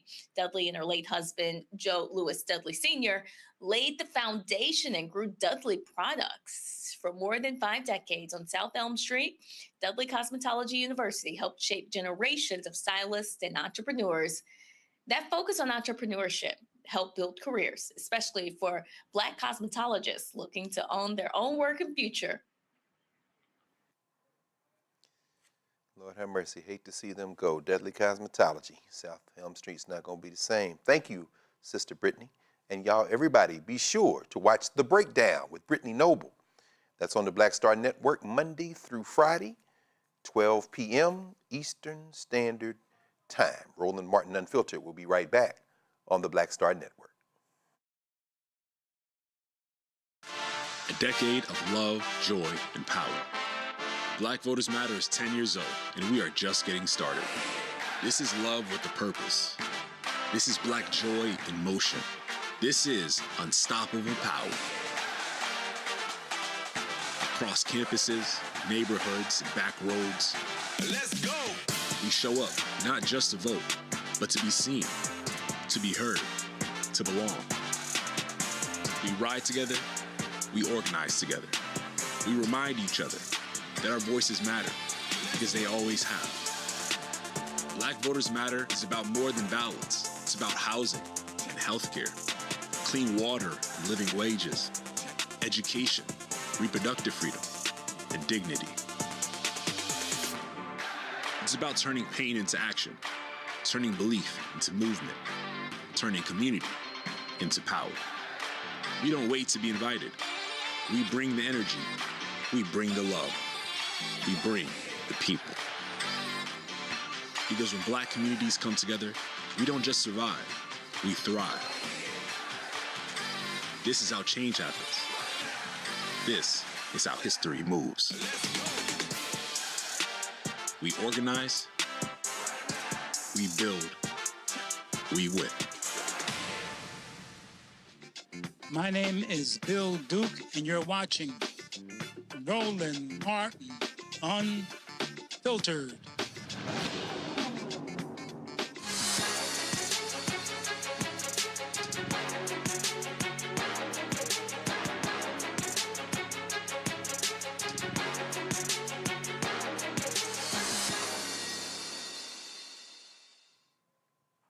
It's time to shop the marketplace, and tonight we have Created Collections. Created Collections is a line of body care products designed to nourish, restore, and enhance your daily routine. Each collection combines the healing properties of earth-grown ingredients with a slow beauty philosophy, providing a full body experience that transcends traditional skincare. Pearline G, founder, Created Collections, joins us from Raleigh, North Carolina. Welcome, Sister G, to Black Star Network and Roland Martin Unfiltered. Thank you so much. How are you this evening? I am doing just well. One fellow southerner to the next. I love your first name, Pearline. Did they call you Pearl for short? You know, no, they just drag it on and call it Pearline. Well, come on now. Put that little twang on the end of it, right? Please tell me there's a grandma or auntie, somebody named Pearl, or you are the original. My grandmother, whose name was Pearl. And I don't know where the lean came from. Maybe I was leaning when I came out. I don't know. So you threw that on the end of it. Yes, ma'am. Well, listen, we about to lean into Created Collections. Talk to us about this earth-grown collection of ingredients. And those you all can see here, we see right here in front of me, we have the whole collection. So walk us through some of this stuff while I put my hands on it, if that's all right. Oh, absolutely. Yes. So Created Collections was formed basically when I still work in corporate America, but I was working in corporate America when I had a health scare and my doctor said I needed to start doing something different to decompress. So my sister was making soap at the time and she said, you know, why don't you go back to making soap? So I did do that. And so it evolved into the business that it is today. And all of our products are made with natural ingredients, the rosemary, lavender, everything that is natural, all essential oils, no synthetics. And it was actually started out of a need to just decompress, and then it turned into the business that it is today. So I'm truly grateful for that. And all of our shea butters are natural. And we have perfume, we have body mist, soap, everything. So we're continuously growing and evolving, and also looking at other opportunities to improve our product by understanding what type of herbs and ingredients work well together that benefit the skin. So that's where we are today. You know, I was going to ask you about this sacred ember, but then I see this soil and smoke soap bar. You got to tell us about this bar right here.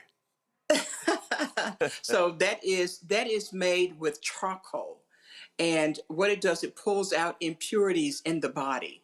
So when you're using the soap, it's going to pull out the impurities in your skin. A lot of the times our skins will maintain a lot of free radicals, and so we pull together ingredients that will pull that out of your skin. And that's what that soil and smoke is. And it's got patchouli in it. It has amber. And it is a wonderful natural essential oil. And it smells good on the skin as well. So our customers really do enjoy that. Well, let's go right to our panel, Ms. Perline. We're going to start with Mondale Robinson, because I'm assuming that men and women, everybody can use this. Let me get out your way, Brother Mayor. Come on, any questions for Sister Perline G? Listen, I want to say I'm your homeboy, basically. I'm 2 counties northeast of you in Enfield in Halifax County. So super excited to see you on the show. I'm actually about to fly back to Raleigh, but I wanted you to talk to the people and let them know how you got back to what has or was a Black tradition. Making soap and cleaning products has history way back before we even came over here to Central Africa. I think people forgot that we used, saponins, which are natural soap-like products, and that appear in flowers to clean, to wash our hairs. And also, what brought you back to that place? I'm super excited too. So what brought me back to that was trying to find something that I could do to decompress after working. So I'm still in corporate America, of course, but when I had that health scare, I wanted to really take a look at what I'm doing for my body, and then also what I'm doing for my skin. And we grew up watching our grandmother make soap in the backyard, making lye soap. So my sister was already doing that, and it took me back old school to start working with products that are good for the skin, that are natural. Nothing synthetic. Sometimes when we get a little bit of money, we want to get away from the things that really made us healthy, because now we can go out and buy the quote unquote synthetic perfumes, the synthetic soaps, things that kind of tear down our skin. And so that kind of made me think about wanting to make sure that whatever I create is going to be good and beneficial to the skin. Every skin type is different. So we can't just create one thing and think it's going to work for everybody. And that really took me back, old school. We have gotten away from things that we could do with our hands. We're very creative people. There is nothing we cannot do. And so that made me want to say, okay, I want to educate myself more on what works for the skin of all types, but our skin in particular is one of the things that I really wanted to focus on, because we age very well, but at the same time I want it to be beneficial to what I produce. Oh my goodness. Brother Robinson, I'm looking on the website. I see an all night for men body collection, but I ain't gonna ask you about that right now. I'm gonna go to Reese. Hey, Reese Colbert, please jump on in this conversation with our sister. Yes, your website looks beautiful, but I noticed that you also have bags and blankets. So talk about the non-body products that you make on your website. Yeah, so when COVID hit, I had to pivot, right? And during that time, I started educating myself on different types of essential oils that work for the skin. But also, my granddaughter actually got me started to making blankets. So I started doing handmade blankets, and that was a part of the product that I began to sell as well. So that was a hit. I do make those for seasons, and they are handmade by me. I don't ship them from China. I do it myself. And then also I wanted to branch out and to be able to give my customers more than just what I create with my hands, but also give an opportunity for people that look like us to be able to partner together and begin to provide other products for customers that may not be interested in the skincare, but also other things that they may be interested in. So the blankets were a hit. They still are. And I do make those for the winter. And it's been phenomenal, and I'm truly grateful for that. So learning to be creative, educating ourselves on what else we can do, because there's nothing really we cannot do. We're some of the most creative people on the planet. Yes, indeed. Okay, and bringing us from looking here on shopblackstarnetwork.com, and you are the first up created collections and the featured founders this week. And so we're going to ask our sister, Dr. Nola Haynes, who we have been assured is not a spy. We're going to talk about that in a minute. But could you, Nola, please, any questions for our sister Pearline G? You know, Miss Pearline, I love your name because my grandmother's name was Pauline. And so when I heard your name, it made me feel warm and fuzzy. You know, I get that I all the love time. those And Southern then he names. just automatically calls me Miss Pearline. So here we are. I'm a Southern girl. I'm sorry that I had to. But Reese is right. Your website is gorgeous. And as someone who leans more natural, you know, always have, I'm going to ask a really black question. I'm looking at this beautiful, sleek website. And I know I've been using shea butters and soaps for a very, very, very, very long time. So what makes your product stand out? What makes it different from the person on the corner in Inglewood selling it? Okay. So what I would say to that is whenever I make product, I'm intentional with what I'm creating. It's not about how much I can sell, but it's about the ingredients that I use that's going to produce the results that I'm looking for, not only for my skin, but for the customers that use it. So I'm intentional with everything that I create. It's not about just doing what everybody else is doing. And I cannot speak to what others are doing. Everybody makes shea butter. Everybody has soap. Everybody has body mist. But the only thing for me is that whenever I create anything, I'm intentional. I'm doing the homework. I'm looking at what's going to work. And then my family are my biggest, what do you want to call them? The guinea pigs of the product. So I will send out product that I make for people to test before I even put it on my website. Does it work? What's the issues? What do I need to change? And I always do that. And then another thing that we also offer in our business is that we have consultations for anybody who has skin issues. We're able to create a product that's going to work for them. So that's one of the things that, you know, during COVID that we were looking at being able to bring to market is to be able to offer our customers their own product line and consultation, what works for the skin. So I was in the process of working on a product that would benefit skin for those who, you know, some of the things we deal with this eczema, right? Why do we deal with so much eczema? So I've been kind of going down the rabbit hole to learn what's happening with that. That can be from our diets that we, you know, we eat every day, what we drink, and what we even wash our bodies with. So I've been looking at some of the major things that affect our skin. And so that is the thing that makes me stand out.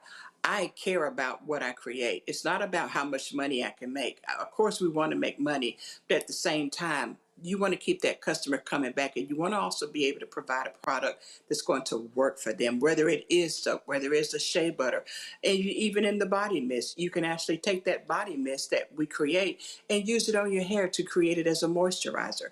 So it's a multitude of things that you can do with our products, not just one thing.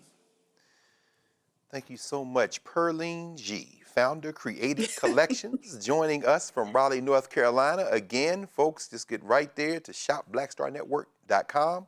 She's first up. You see the graphic right there. Miss Pearline, I'm looking forward to seeing you in person one day, but in the meantime, I'm gonna rub some of this lotion and go get some more as well. So thank you.